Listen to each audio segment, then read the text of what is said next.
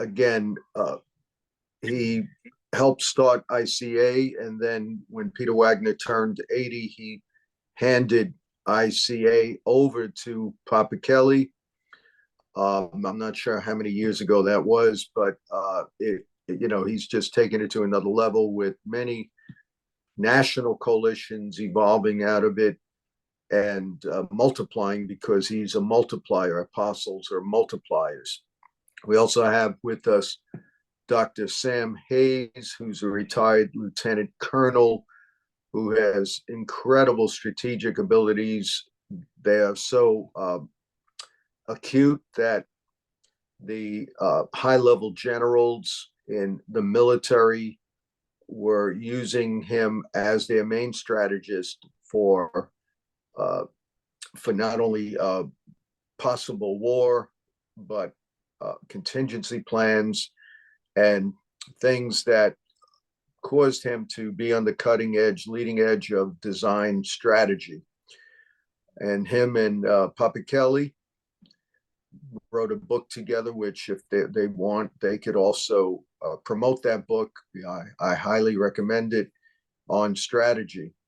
So I guess Papa Kelly, Michael will begin interviewing one of you, and but thank you for being on, both of you. It's going to be an incredible table. Well, Papa Kelly, Dr. Sam, we are honored to have you guys. We're thrilled to just to be able to learn from the revelation God's given you. Papa Kelly, you teach often in the apostolic about the role of strategy out of 2 Corinthians 10, or I believe it is. And so if you would talk to us about where strategy comes into play in today's church through the gifts that God has placed in that church and the need for it. And then that'll open the door for you and Sam to start talking about the book. Sure, I'd be glad to. And so in 2 Corinthians chapter 10, beginning there in verse 3, Paul says, though we walk in the flesh, we do not war after the flesh, for the weapons of our warfare are not carnal, through the tearing down of strongholds, so forth. And then he talks about casting out vain imaginations. And so when we look at that, we have to understand a couple things. Number one, he didn't say we don't war. He's actually saying we do war. And he's saying that we don't go up against flesh and blood. And in Ephesians, he talks about the fact that basically a similar thing about not going against the flesh and blood, but basically talking about powers and principalities. And that is basically the mindsets of those that have flesh and blood. So we have a kind of a two-fisted type of war where we're involved in a spiritual warfare. But I think where the church kind of falls short is in the natural warfare. So we're doing a great job in the heavenly realm with spiritual warfare, but we're not doing a very good job necessarily in the earthly realm, having to do with the war of mindsets.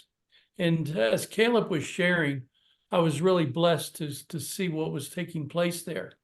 And because Jesus prayed that we would all be as one as he and the Father are as one.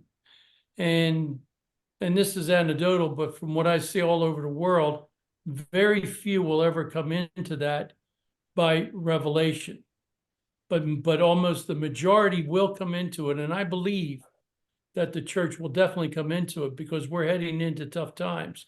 All over the world, the church is under some form or some degree of persecution, and it is increasing in the nations, including in this nation as well. And that creates a different kind of a mindset. And so we have to understand that as one will take place as the church becomes more oppressed. I notice even with ICAL, the International Coalition of Apostolic Leaders, where we're having the most growth, where we're having the most unity come together among apostolic leaders, is where the churches are under, in the nations where they're under the most pressure. Our strongest coalitions are in literally what's considered to be persecuted countries.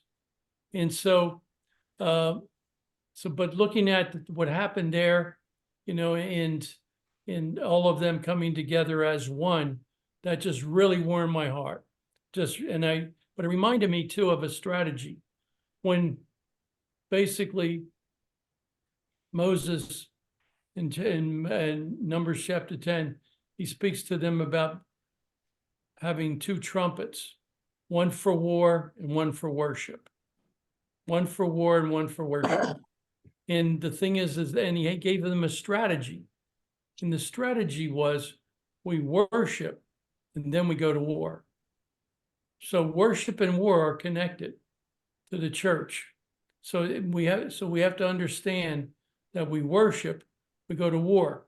The charismatic movement has been very strong, especially in America and Canada and Australia, and probably somewhat in Europe.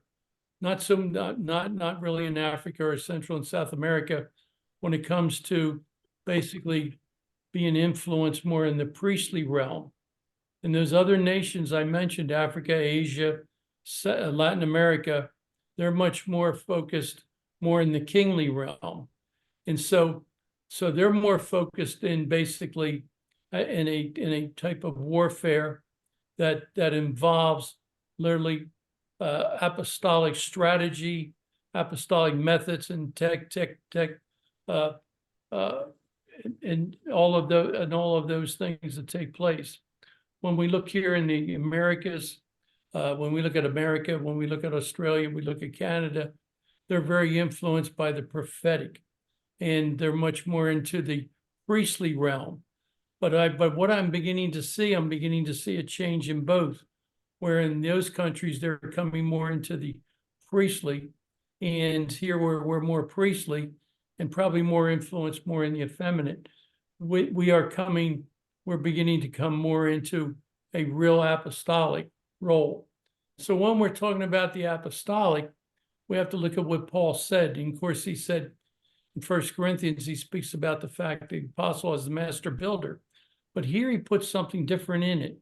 And in 2 Corinthians, where he talks about the weapons of our warfare, the word warfare is translated back here by my Strongs and by my Youngs and my Vines. It's all translated as strateo, having to do with basically the strategist.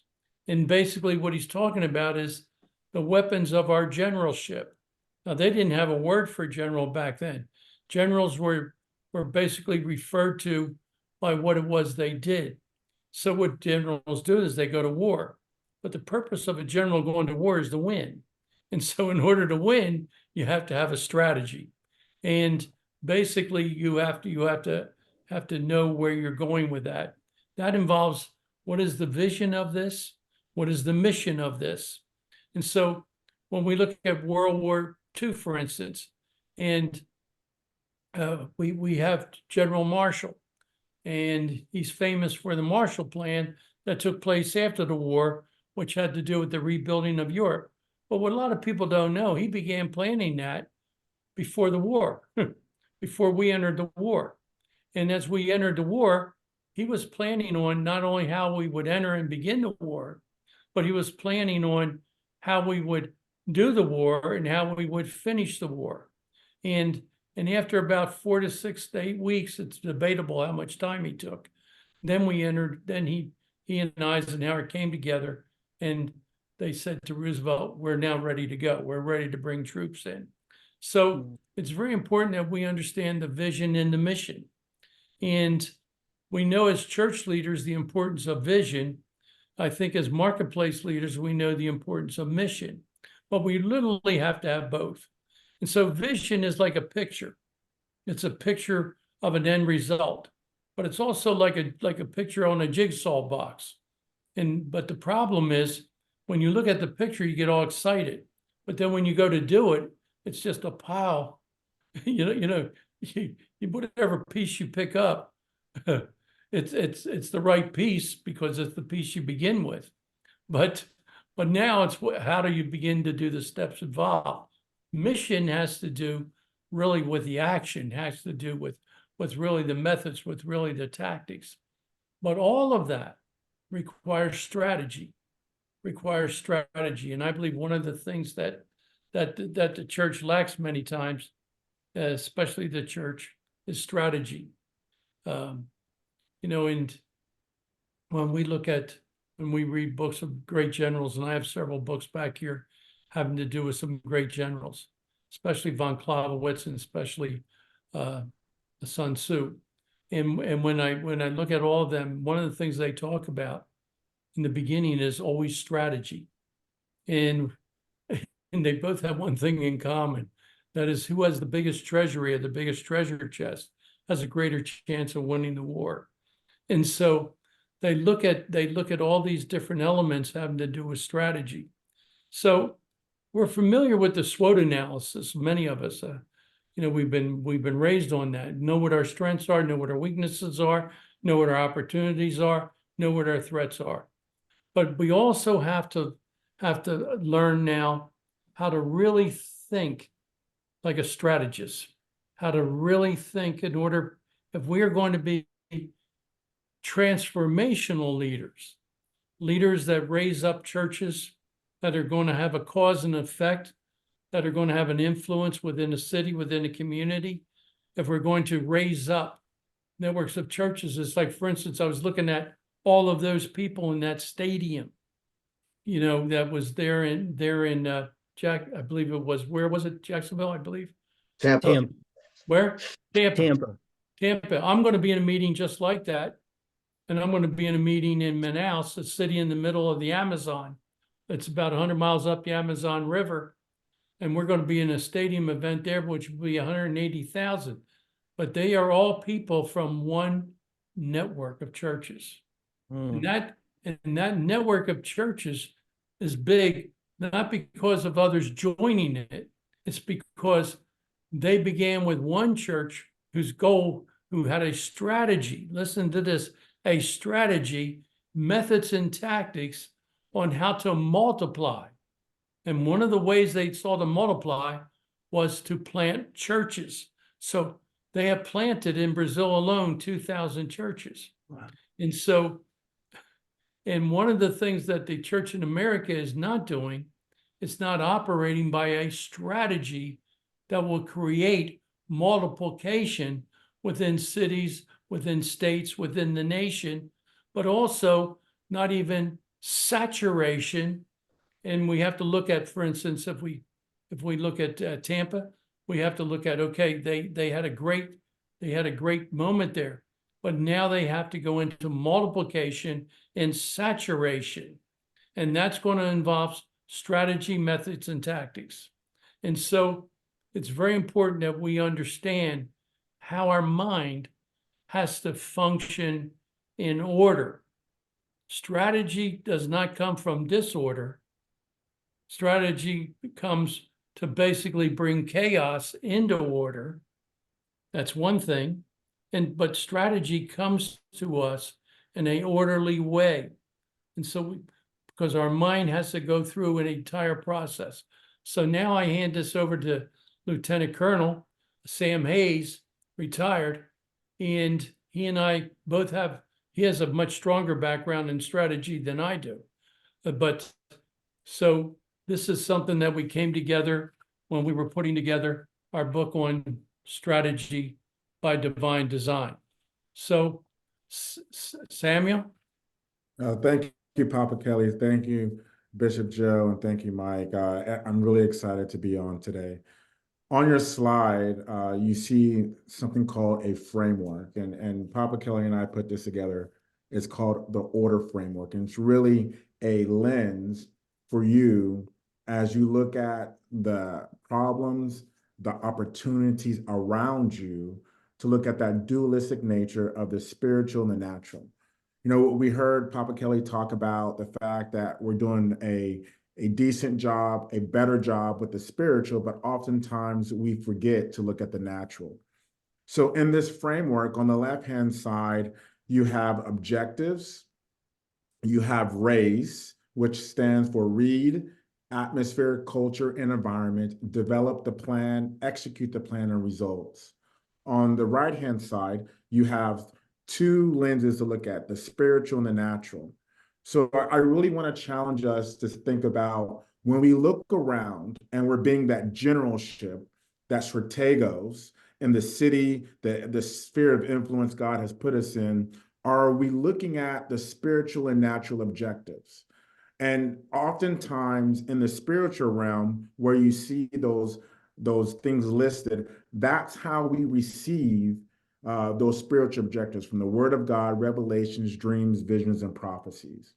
But also in the natural sense, we can also look at what objectives are linked that the Lord wants us to get in the natural sense. So as we go through this, I want to kind of give you an example of how this works.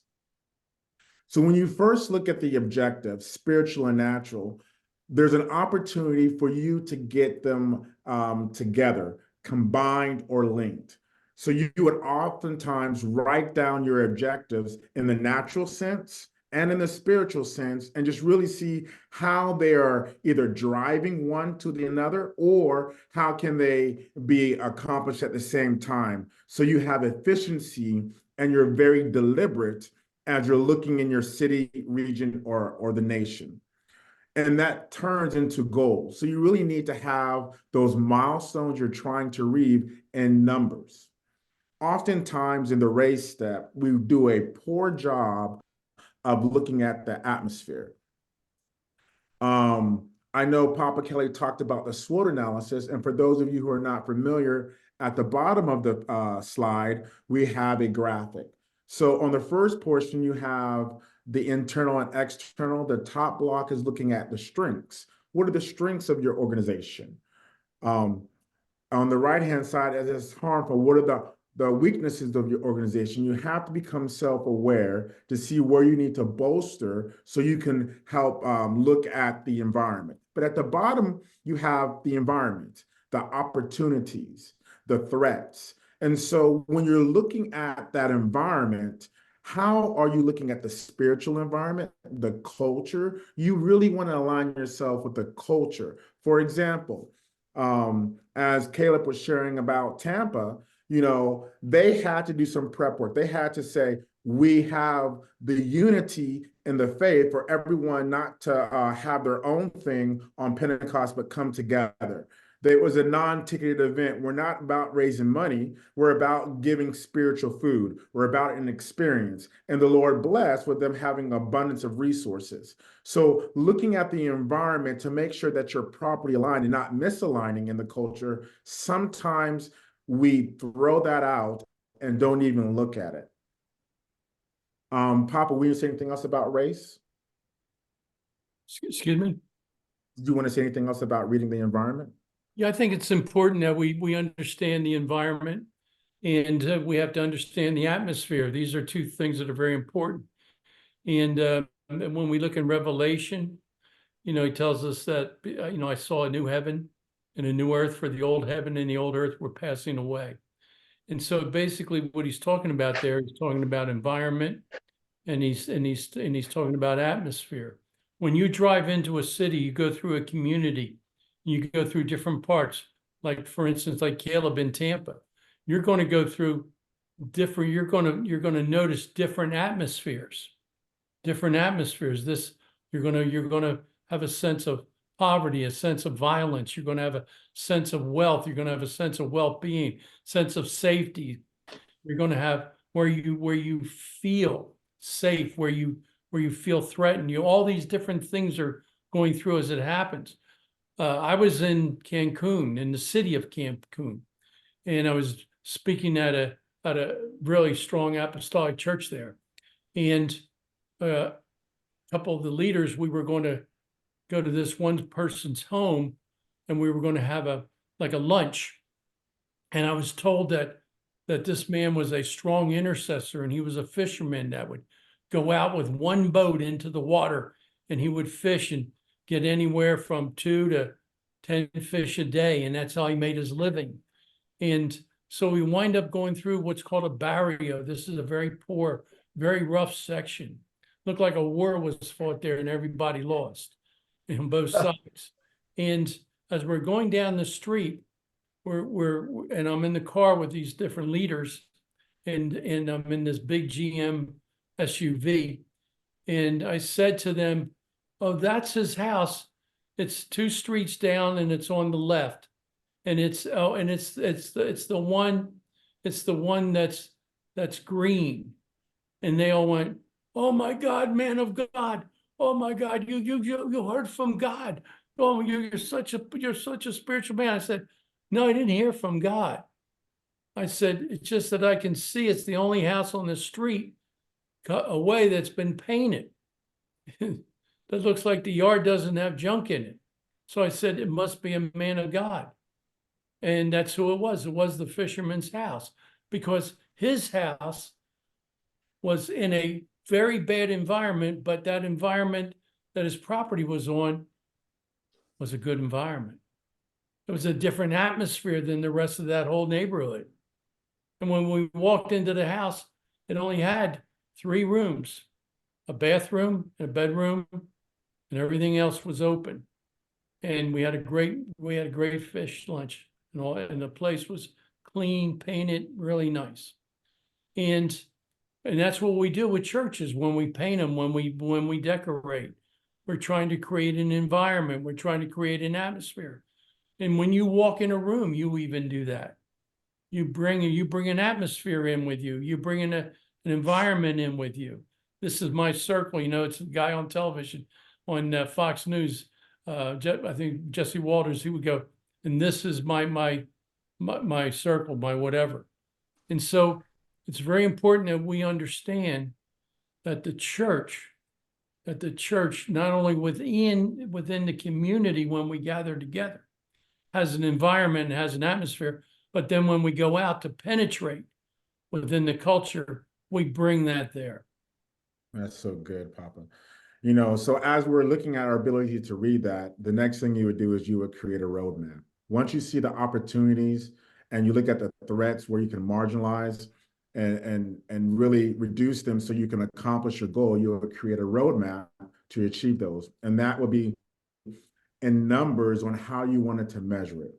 Oftentimes as leaders, we struggle with, the execution step and then the evaluation step. Once we accomplish what we said to accomplish, have we taken the opportunity to evaluate it to see if it's a one and done, or do we need to do it multiple times, or do we need to gather others to help us?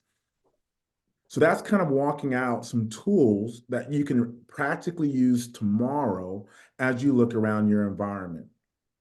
One of the things that we wanted to do is kind of give you an example when you look at the Bible in terms of growth of the church. So I'll let Papa start this one and then I'll finish it up. Okay, when we look at the growth of the church, we have to realize that all of these disciples of Christ that eventually were called apostles, when all of a sudden persecution came into Jerusalem and they all began to exit Jerusalem, what happened was they went from basically a kind of a mono type of structure to a multi. They went from mono thinking to multi thinking. And so basically what happened is they began to spread, and they were forced to go into other localities, other regions of the world.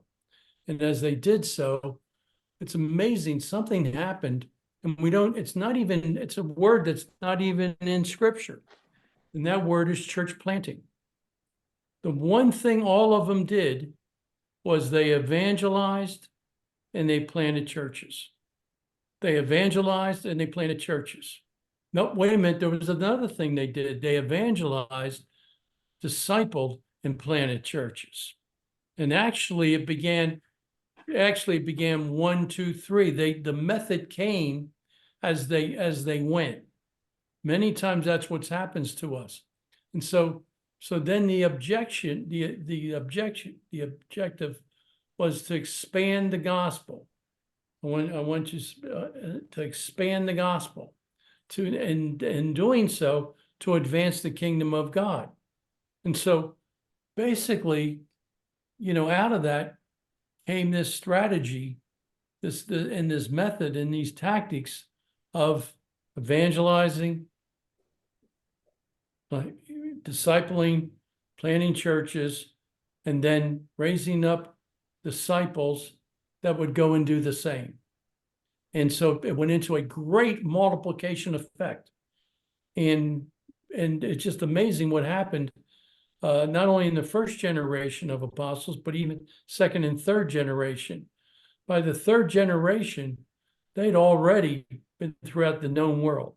Just an amazing thing. So they looked at all of these things, and they looked at where they weren't. Like Paul had a passion. He had a passion to go to Rome, and he had a passion to go to Spain. You know, these would have been unheard of when Pentecost took place.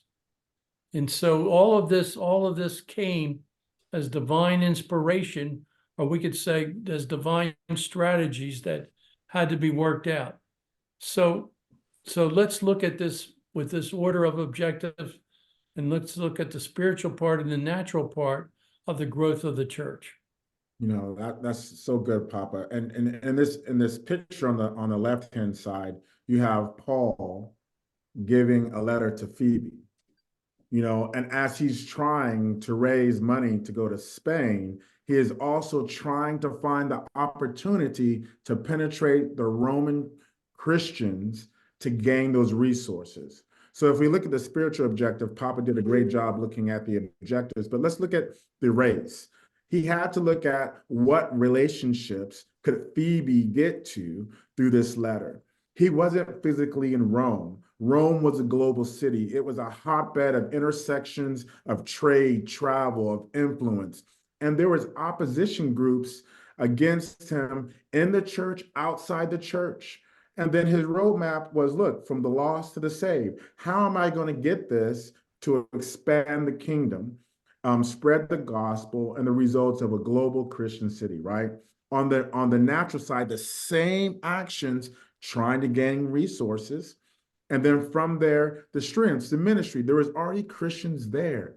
Once again, he wasn't physically in the Rome, opportunities in Spain, threat groups that did not want it to go. He was trying to go from the unknown to the known and increase funding. So this one action and this practical example had a duality of the spiritual and the natural. And this is a framework that can allow you to piece it together so you can be more deliberate going forward.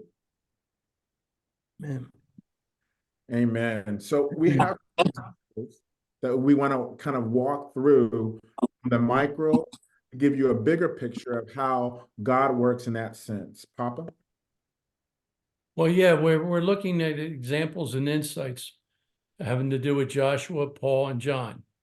And so as we look at them, like for instance, making of a nation, Joshua, you know, we have to realize about Moses. And Moses was found as a babe. He was literally raised. He was raised in the courts of Egypt. And he was raised as a leader in the courts of Egypt. And when he had to, and then when he left, when he fled, and he came back, you know, we have to realize that when he spoke to Ramesses, probably Ramesses too, that basically he was speaking to somebody who he knew, who he was raised with.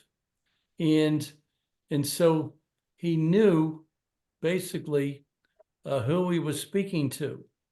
But God gave him a divine strategy on what to say, on what to say to him systematically each time that would bring him to the point of releasing the slaves, the Jews, so that they may leave. And so then we see him literally leading battles within the desert. And some historians think they had over 100 battles, but he had over 20,000 troops.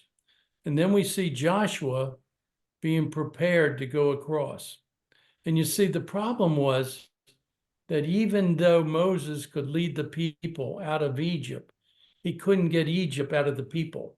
And so as a result of that, it was another generation. He had to wait for 2 generations to be raised up within that desert to create change where he would have people raised up that had never experienced Egypt.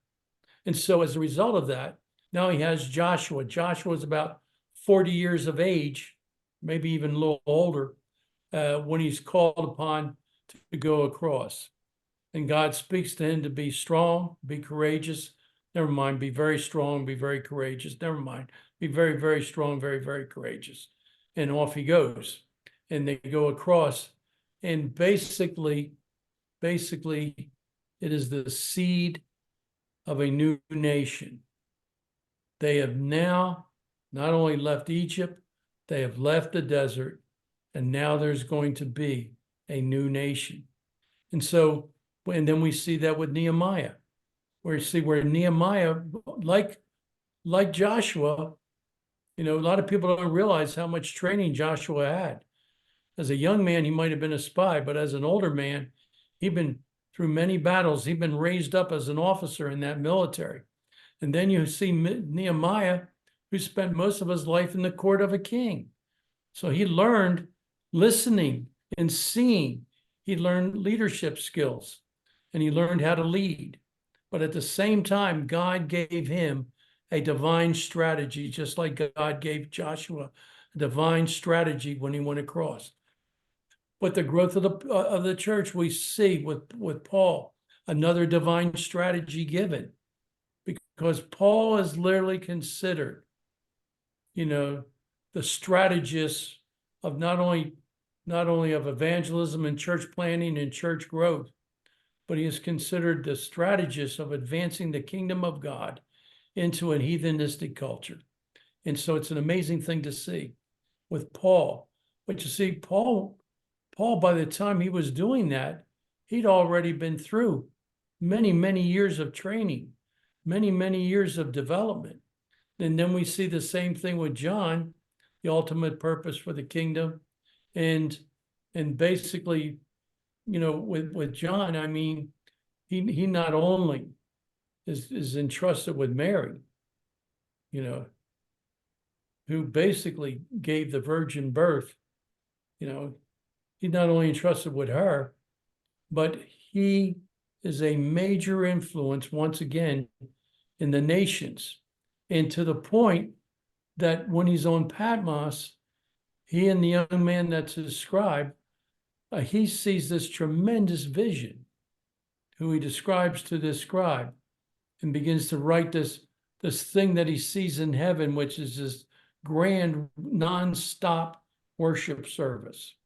And he receives the prophecy of the 7 churches, but he also receives the prophecy of the temple and so forth. And all the prophecies that we see came to fruition within the first 70 to 100 years of the church.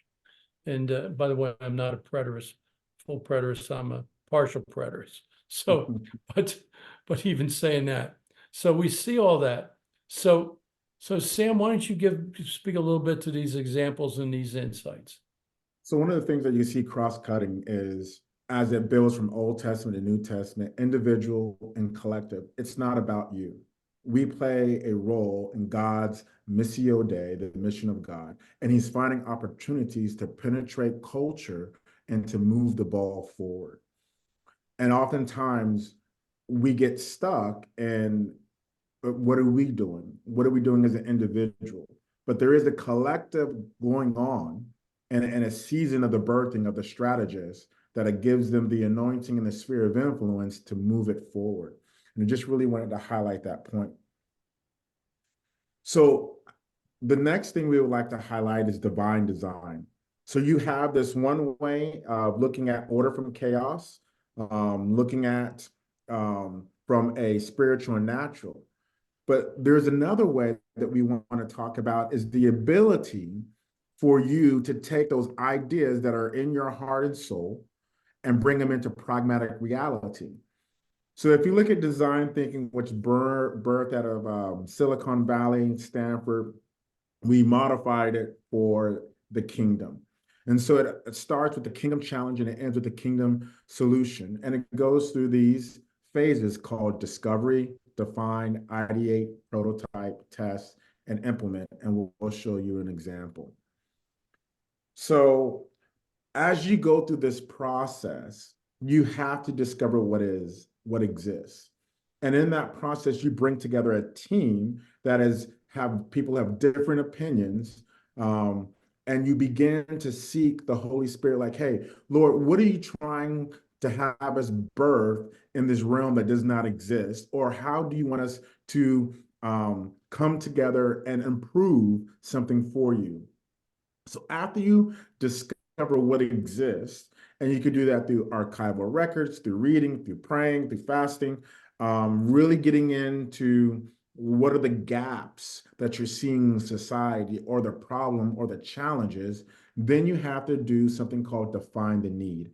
And you do that by doing interviews. You go out and you have interviews with your team and you look at the latent needs. You try to understand their pain points. What are the pain points of the Christians around you that need to be solved?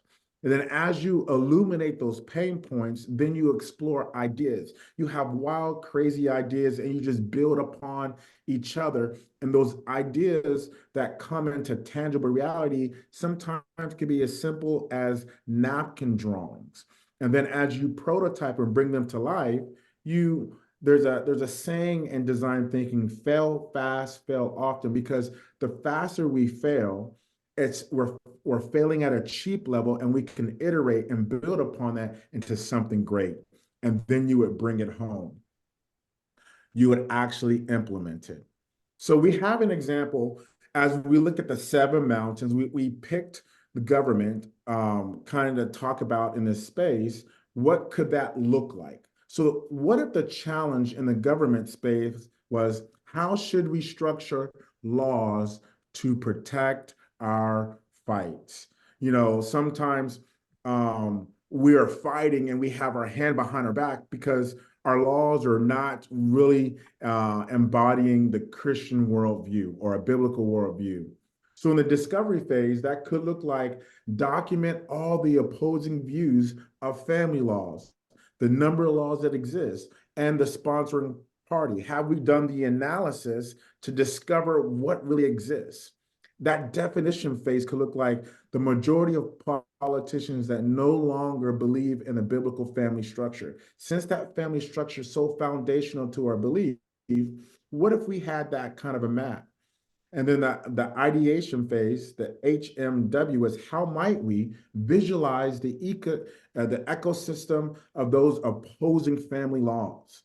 I mean, that could be really powerful to producing something.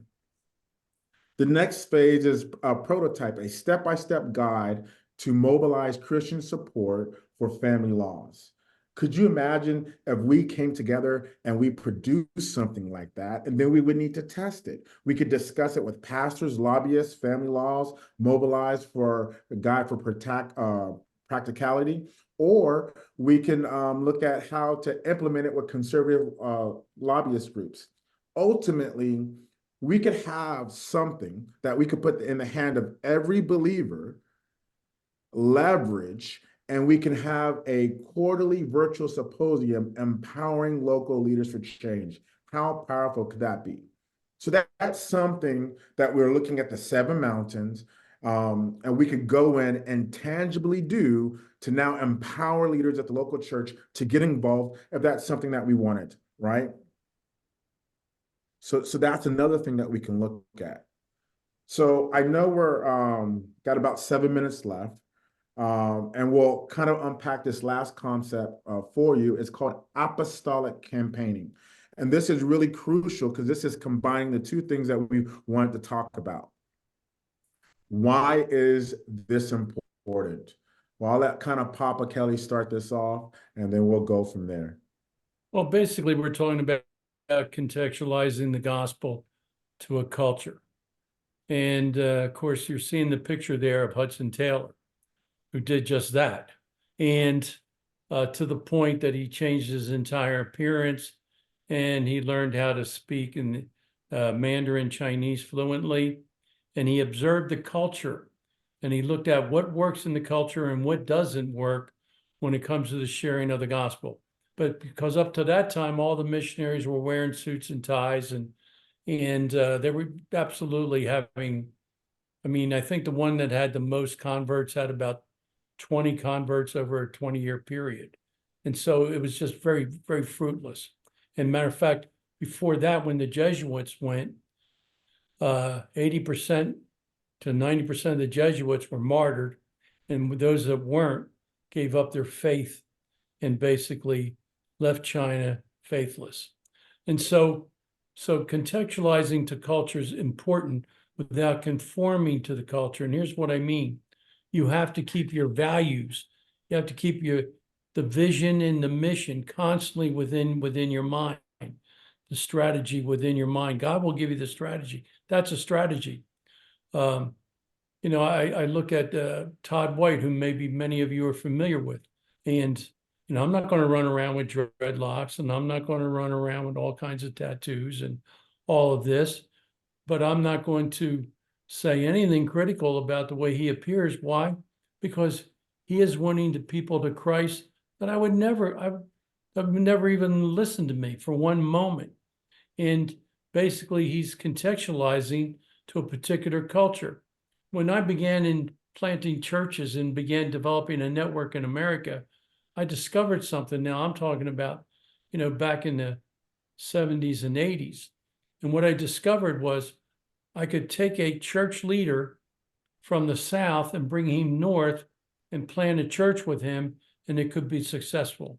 But I couldn't take a church leader from the North and take them to the South and be successful, with the exception of Florida, because Florida was made up mostly, once you got above Southern Florida, mostly people from Michigan and Minnesota, or from Pennsylvania, New York, and New Jersey. Seriously, they were the major population growth in the northern part. So you could there. But the thing was this, it's because the North was multicultural, but the South was monocultural. And so that was a real problem. But that changed over the years. That has changed. Now you can, because now the South has become multicultural because of the invasion from the North and also from people from other countries as well.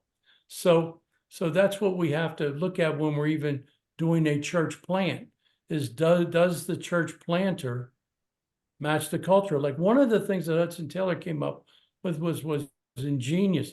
He discovered that the Chinese did not like having a foreign male of any kind come into their home. To them, that was terrible. But women could. So he stopped recruiting men to come to China to help with his mission. He began recruiting women. He brought over 1,000 women into China that began to win the loss. And they dressed Chinese, they spoke Chinese, and they won the loss. My home, and that was in South Carolina for a while, my home was originally part of the Tetley Tea Plantation. And they went to Ceylon as missionaries and built a huge tea plantation there. Down the road was a rice plantation by the Middletons. And they left, they taught their slaves how to read, how to write, evangelized them, and then freed them just before they left so that they could go, and they went to China to be with Hudson Taylor. And they grew rice in China. They cultivated and brought a whole new scientific approach to the rice plantations of China. So all these things were taking place with the importance of contextualizing the gospel. I was just in a church up in Pennsylvania, in Altoona, only a church 5 years old, and they're already over 300 and some people. And in that church, I discovered how they were contextualizing for that city. And one of the things was, how do we reach a city? And they remember Bart Pierce and I talking about how you buy it. And so they convinced their people to start buying buildings in the city, starting businesses in the city. They began to do all kinds of outreaches in the city. And they began to look at the culture of the city and how can we affect that culture. And so, because what works in one place is not going to work in another. So it's very, very important, you know. And so I think that I think it's good time that we need to open it up to some questions. So Papa Kelly, thank you so much. Dr. Sam, thank you so much.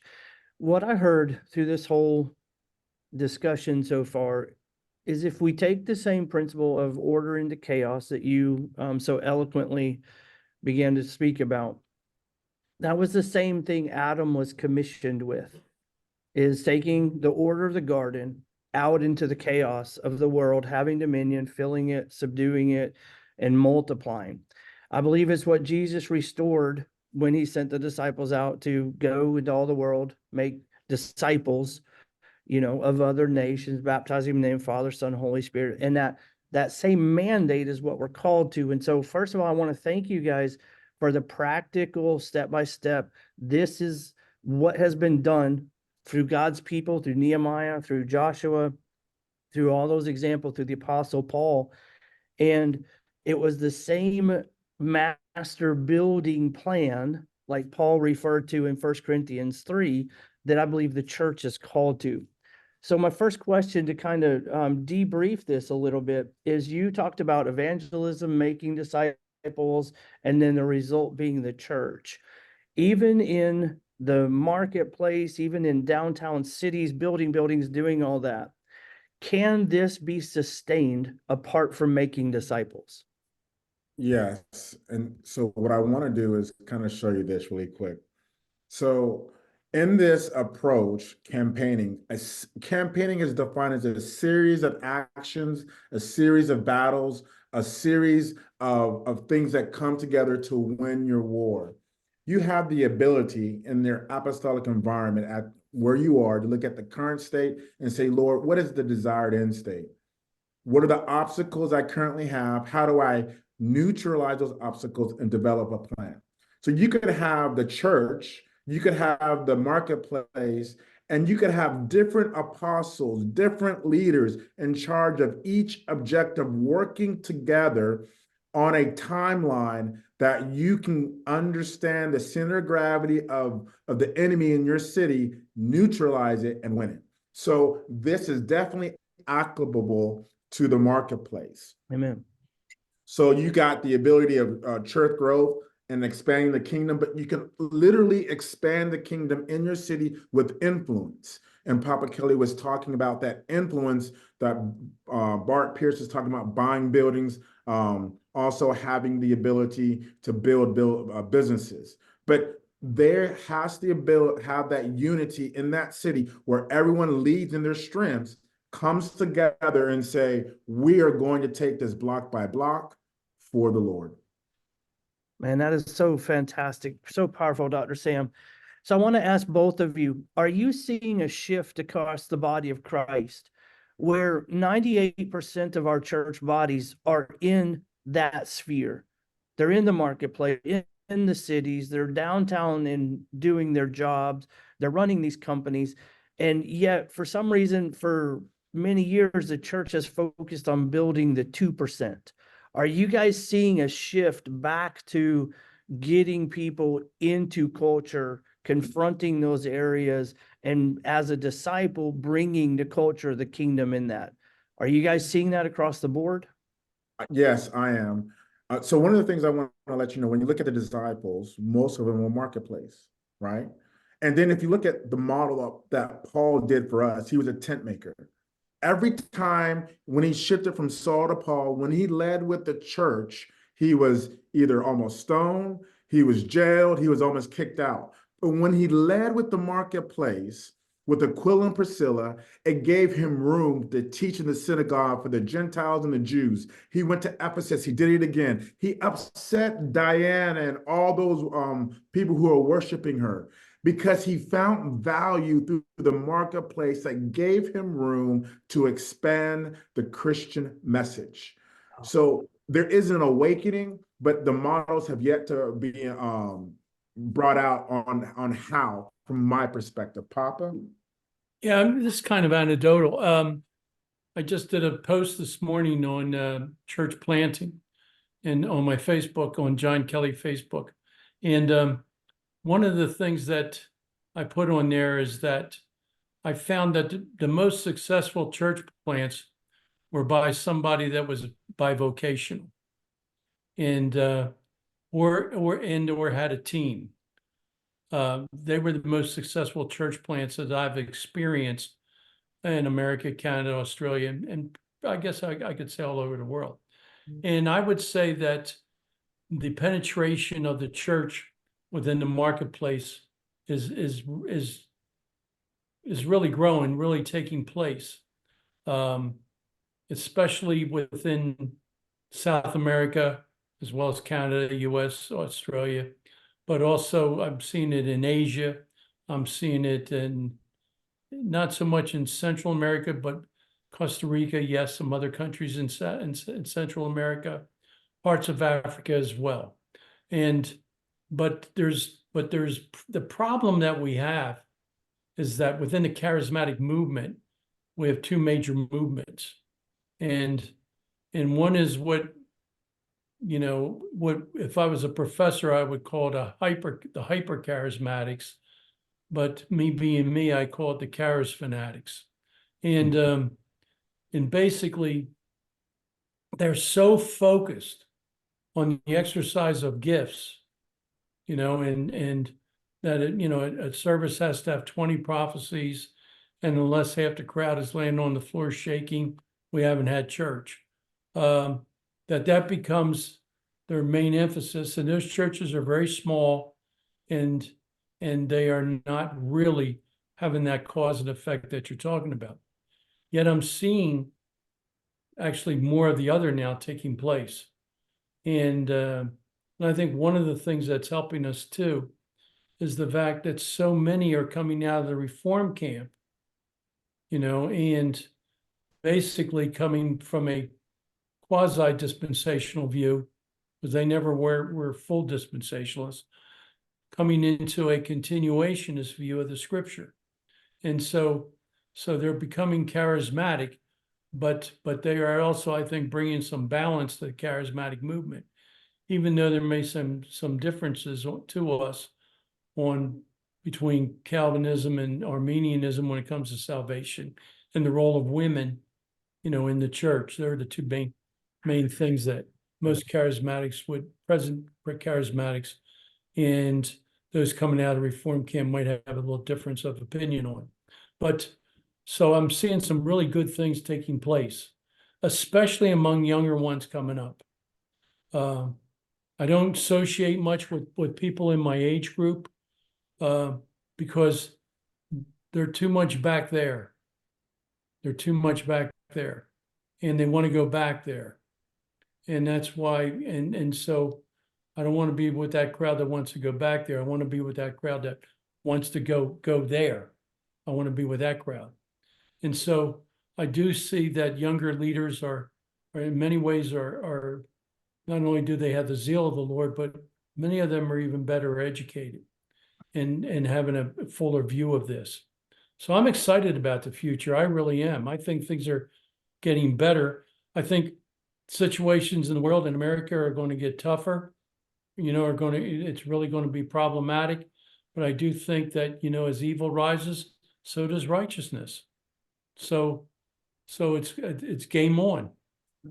Well, thank you so much. And so before we open it up to questions, I wanted to ask Dr. Sam and you, Papa Kelly, what would be a walk away that you would give somebody who's in the business world that has a heart to see the kingdom come, disciples made, city transformations, that somebody that is in the sphere of ministry fighting the gravity of the needs of local church being turned in on itself? What would be a walk away for each camp to come together in order to see this happen in every city? Well, I lead a group called Lead Global 360. That's made up of highly successful businessmen and women. And they go all over the world, ministering the word, believe it or not, ministering the word of God, having to do with marketplace primarily. And so I think number one, we have to really teach this, that you have a gift, and that gift will make a way in the marketplace. And we can talk about kind of analogous of having to do with the gift of apostle, prophet, evangelist, pastor, teacher. We can talk about that, but it's not the same as the ecclesiastic gift. But at the same time, they have a gift. We have to explain to them that in the marketplace, you're a minister first. You're an ambassador of God all the time. And so that what was your vocation to begin with is now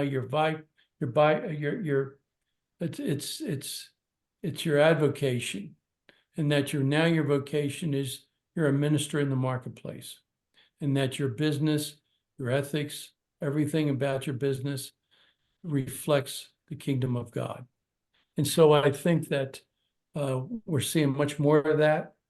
Where before the church looked at the marketplace leader, as a financial feeder, and they didn't look at them as basically having a ministerial role. And we have to understand the market field is a mission field. It's as much a mission field as going to Sri Lanka or someplace. And we have to communicate that and communicate that stronger. So we have to change the mindset of church leaders, and so that they can understand that. And so many of them, they're trying to raise up everybody to be ministers within the church. And we need some lawyers, we need some engineers, we need some doctors, we need some entrepreneurs. And we have to understand that that is ministry as well. Amen. Thank you so much, Prophet. Dr. Sam, how would you give a walk away? Yeah, definitely. I would look at there are opportunities all around us. Just taking what Papa Kelly said and just looking at how can we fit together. Oftentimes, we don't look at outside our four walls, and that lashing up of the marketplace and the church space really extends our kingdom influence outside our four walls. Those anointed entrepreneurs need the word of God, but they also need to be encouraged that their ministry is appreciated. Oftentimes, they're just viewed, as Papa Kelly said, as, hey, just give me your money. That's all we need from you. But the coming together of sharing ideas, how do we transform technology? How do we cross this digital divide? How do we expand in spaces where traditionally not looked at? When you look at Hudson Taylor, his counterparts frowned upon him because he put on a Chinese guard. His counterparts frowned on him because he was putting single women in the ministry field. For that day, it was only married women. So the changing of the game, those marketplace ministers that are shifting and transforming culture, they're trailblazers. And how do we bridge that gap? So I would suggest, look around, who are your Christian brothers in the marketplace, and let's come together and think, how can we take the city? And so good, so good.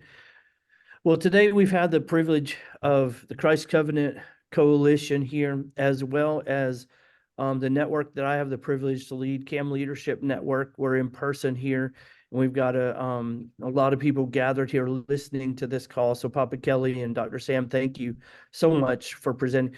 Papa Kelly, would you put your book close up to the screen again? You showed it earlier, but the book that you and Dr. Sam read is Strategy by Divine Design. You guys can find it on Amazon. If you want to go deeper in this, it would be a tremendous resource to all of us here trying to meld the ministry in a marketplace and to take down that segregated wall that was never intended to be, because God called us to go into all the earth and fulfill it, and to do that. So Papa Kelly, thank you for doing that. So is there any specific questions that you guys have for Papa Kelly or for Dr. Sam as we begin to bring our time down here?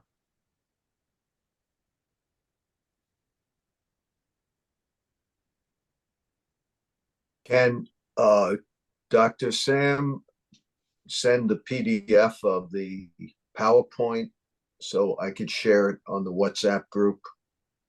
We have several hundred participating Christ Covenant Coalition gatherings. They get on these tables. So if it's possible, that would be a very helpful thing. Okay, no problem. Does anybody have any questions? Just unmute yourself. Anybody from our network, if Christian or Scotty, if you guys could get the microphone and let them chat.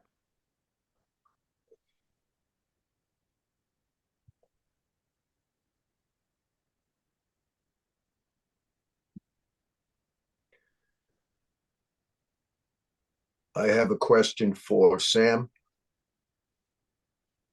Sam, Yes. do you see a lot of similarities in apostolic function with military generalship today? And if so, what are some of the similarities? 100%. So one of the things that I did before I retired from the military, I was in special operations. I was in a branch called Civil Affairs. So as I was in that branch, I would go into foreign nations, work with the village elder all the way up to the U.S. ambassador and the donor community, NATO, so forth, to bring an alignment with U.S. goals and objectives. So as I take the unconventional route and the generalship of the leaders, they would figure out how to penetrate that culture over time. So some of the strategies I had the privilege of writing was Russia and Ukraine, and also how do we prevent the oncoming fight between China and Taiwan, right? And so you really have to read the environment. You really have to look at those windows of opportunities that the generalship is not looking at also resources, but the policy, the environment, and understanding who is the right person to penetrate it. Understanding to cultivate leaders within that culture. Oftentimes as Christians, we're trying to export our perspective, but in a global mindset, we could be viewed as colonizers, and we really don't want to have that frame upon us. We really want to grow those indigenous leaders so they can lead from their vantage point and be more authentic. So oftentimes the leaders, they spend so much time planning, looking at how do we penetrate that culture so it can have lasting results? Because if we do it poorly, that means we're going to be back in there again. And we want to have that seed grow to be self-sufficient. All right, we have a question from my network. Eddie Taylor, can you go ahead and ask that?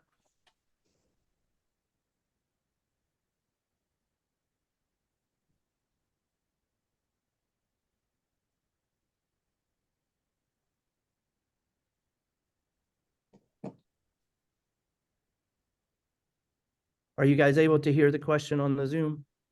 No. Okay. All right. Eddie, if you would come back here to where my computer is and you can ask the question. So while we're giving Eddie time to run back here real quick, are there any other questions? I've never heard our network be so quiet before here. So I know somebody's got a question. All right, here. Somebody just asked about market. Brent has his hand up. Yeah, I have a question. It's maybe not specific to this. So if there are other specific questions that you want to handle first, I'd be happy to defer to that. But I have a serious question on some things that we're facing here in Boston.